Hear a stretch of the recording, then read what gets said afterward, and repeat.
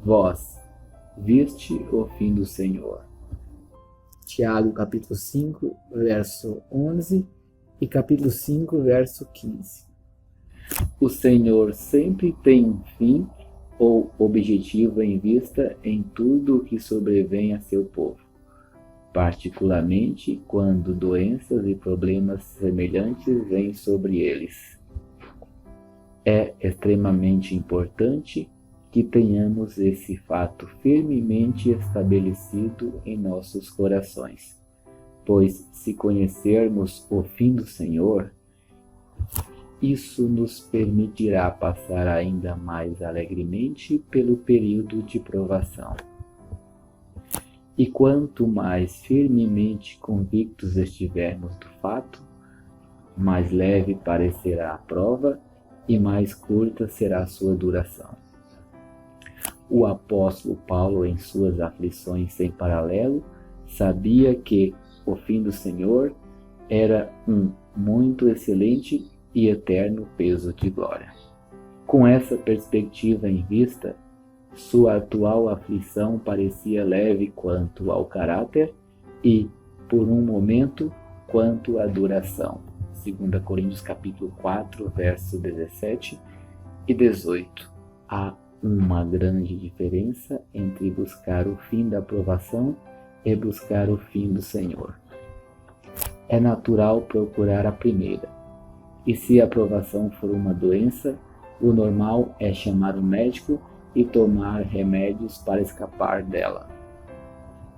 Todavia, devemos cuidar desses corpos que agora temos, mas é preciso fé para buscar o fim do Senhor, pois essa é uma das coisas que não se veem. Ora, a fé é o firme fundamento das coisas que se esperam e a prova das coisas que se não veem. Hebreus capítulo 11, verso 1. O propósito do Senhor. Com relação a isso, ocorreu-me que o povo de Deus raramente busca ou mesmo pensa no propósito do Senhor ao permitir que a aflição caia sobre eles. Seu propósito pode ser preventivo, como no caso do espinho na carne de Paulo, ou produtivo, como em João capítulo 15, bem como corretivo. Às vezes, os santos de Deus sofrem provações desnecessárias, doenças e aceleração da morte, por ignorarem uma das mais claras e práticas lições ensinadas na palavra de Deus. É certo que se crescêssemos e agíssemos de acordo com o simples fato declarado em Tiago capítulo 5, verso 11, em todas as provações e dificuldades de qualquer natureza, perguntaríamos e buscaríamos diligentemente aprender, não como podemos escapar da provação, mas que propósito o Senhor deseja realizar por meio dela. O fim do Senhor é para o nosso bem sempre. Deuteronômio capítulo 6, verso 24. Suas correções são invariavelmente para nosso proveito, para que sejamos participantes de sua santidade. Nenhuma lição da Escritura é mais claramente ensinada do que essa. Mas com que frequência o povo de Deus age de acordo com ela? E quem pode dizer o quanto eles perdem por desprezá-la e ignorá-la? Quanto eles perdem.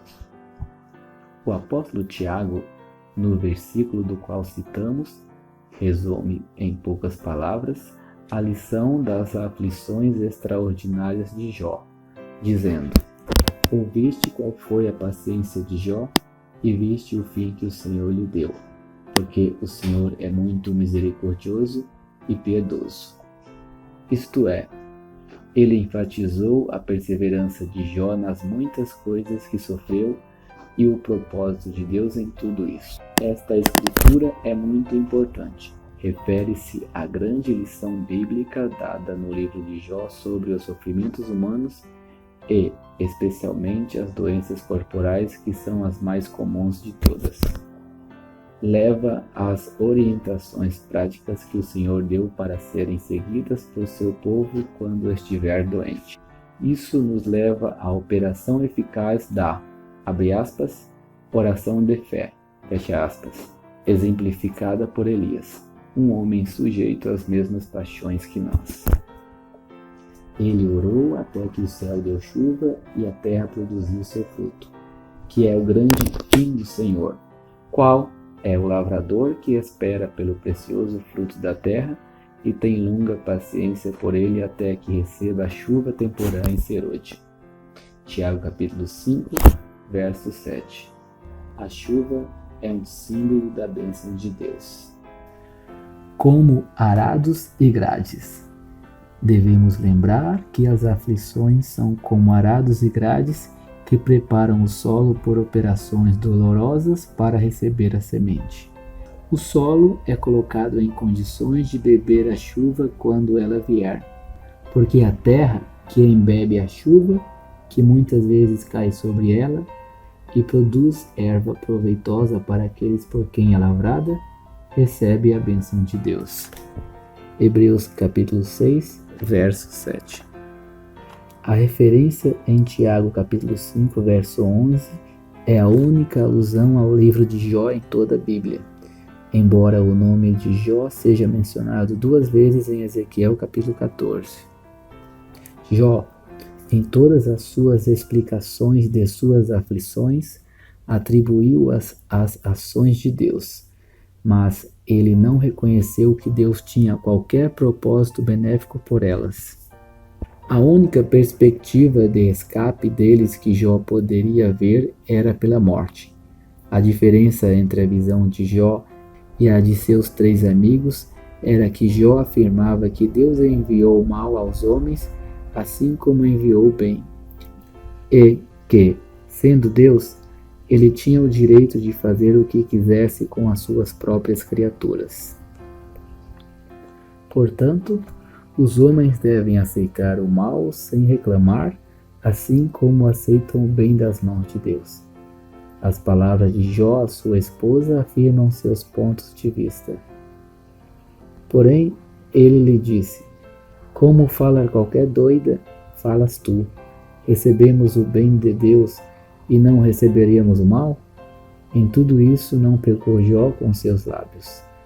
Jó capítulo 2, verso 10. Jó manteve isso até silenciar seus 3 amigos. Os 3 amigos de Jó. Seus amigos afirmam o contrário. Eles diziam que as aflições eram castigos pelos pecados e eram sempre em proporção exata à natureza dos pecados. Por meio desse argumento, ficou claro que Jó, sendo o mais aflito de todos os homens, devia ser o mais perverso de todos os homens. A grande discussão chegou ao fim sem que nenhum dos 4 homens indicasse que tinha a mais vaga ideia do propósito de Deus, apesar das muitas excelentes coisas que eles disseram sobre Deus. O propósito de Deus ao permitir as aflições é trazer o aflito à bênção por meio do auto-julgamento, da confissão e da correção de seus caminhos. Nenhum deles tinha o menor pensamento sobre o fim do Senhor ou que o Senhor é muito misericordioso e piedoso. Em tudo o que aqueles 4 homens disseram sobre Deus, as palavras amor, misericórdia, benevolência, bondade, compaixão, piedade e assim por diante, não ocorreram uma vez sequer. Apesar de todos os seus grandes pensamentos sobre Deus, eles não o conheciam bem. Assim diz o Senhor: não se glorie o sábio na sua sabedoria, nem se glorie o forte na sua força, nem se glorie o rico nas suas riquezas. Mas o que se gloriar, glorie-se nisto, em me entender e me conhecer, que eu sou o Senhor, que faço beneficência, juízo e justiça na terra. Porque destas coisas me agrado, diz o Senhor. Jeremias capítulo 9, verso 23 e verso 24. Eliú resume a contenda de Jó no capítulo 33, verso 9 ao 11. Abre aspas. Limpo estou, sem transgressão, puro sou, e não tenho iniquidade. Eis que procura pretexto contra mim, e me considera como seu inimigo. Põe no tronco os meus pés, e observa todas as minhas veredas. Fecha aspas. Isto é, Deus fez todas essas coisas arbitrariamente, embora Jó fosse a seus próprios olhos limpo, sem transgressão e inocente. Eliú descarta essa visão do assunto, dizendo brevemente: Eis que tu não és justo, eu te responderei que Deus é maior do que o homem. Em seguida, ele passa a mostrar que, em todos os tratos de Deus com os homens, seu propósito é salvá-los de descer a cova e trazê-los à luz dos vivos. Ele mostrou que Deus fala primeiro aos homens uma e duas vezes, em uma visão. Não havia nenhuma palavra escrita até então, e se isso falhar, ele o castiga com dor em sua carne, talvez com uma doença que o traga perto da sepultura. Acontecimentos casuais.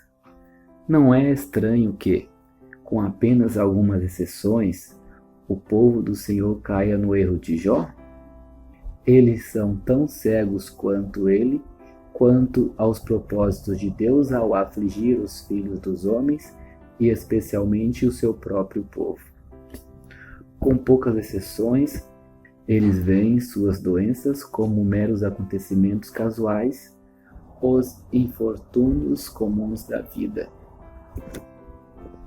Às vezes, é expresso como um funcionamento misterioso de uma providência inescrutável. As vicissitudes comuns dos homens a serem suportadas com paciência e certamente das quais escaparemos o mais rápido possível. Parece não haver qualquer consideração pelo fim do Senhor. Frequentemente, agimos como se não tivéssemos nenhum intérprete, entre aspas, inspirado para nos dizer claramente o significado dessas coisas. Alguém que nos dirá que o Senhor é muito misericordioso e piedoso. Há um que revela o fato de que Ele mesmo encontrou um resgate, entre aspas, na pessoa de seu próprio Filho amado. Ele abrirá livremente o depósito de suas ricas misericórdias a todo homem, santo ou pecador, que disser, abre aspas, eu pequei e perverti o direito, o que de nada me aproveitou. Jó capítulo 33, verso 27. Não é de se admirar que as pessoas deste mundo estejam cegas aos propósitos de Deus ao permitir guerras, doenças e outras aflições graves, visto que o próprio povo de Deus está em trevas em relação a isso. Como podemos esperar que os não convertidos percebam o desejo de Deus de salvá-los e esperem que eles ouçam o intérprete e contem com o mérito do resgate, quando nós mesmos estamos tão cegos para tudo isso? A primeira lição de Deus. Parece que a primeira lição de Deus, lição a qual todo o livro de Jó é dedicado, também foi a última, tanto para seu próprio povo como para os filhos dos homens. Quanto ao primeiro, Eliú conclui sua lição com as palavras, abre aspas, tocante ao Todo-Poderoso, não podemos alcançá-lo. Ele é excelente em poder e em julgamento e em abundância de justiça. Ele não afligirá. Jó capítulo 37, verso 23. Com respeito a este último, também está escrito, pois, ainda que entristeça alguém, usará de compaixão, segundo a grandeza das suas misericórdias, porque ele não aflige nem entristece de bom grado os filhos dos homens. Lamentações capítulo 3, verso 32 e 33. Alguém pode ficar inclinado a perguntar: por que o Senhor permitiu isso?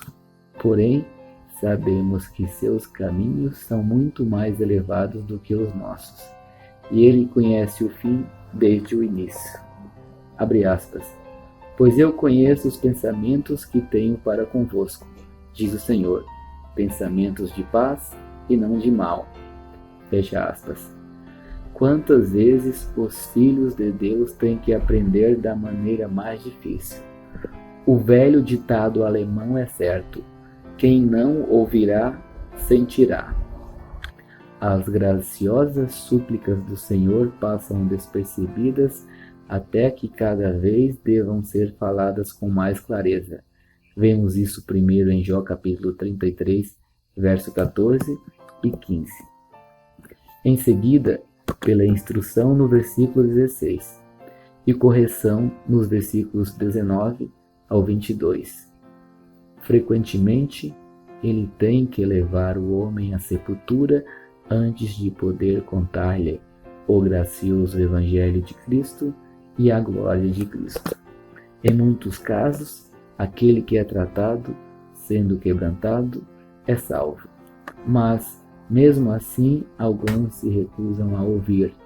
Então lemos em Provérbios capítulo 1, verso 24 ao 31 e Provérbios 29, verso 1. Entretanto, porque eu clamei e recusaste, e estendi a minha mão, e não houve quem desse atenção. Reticências. Provérbios 29, verso 1.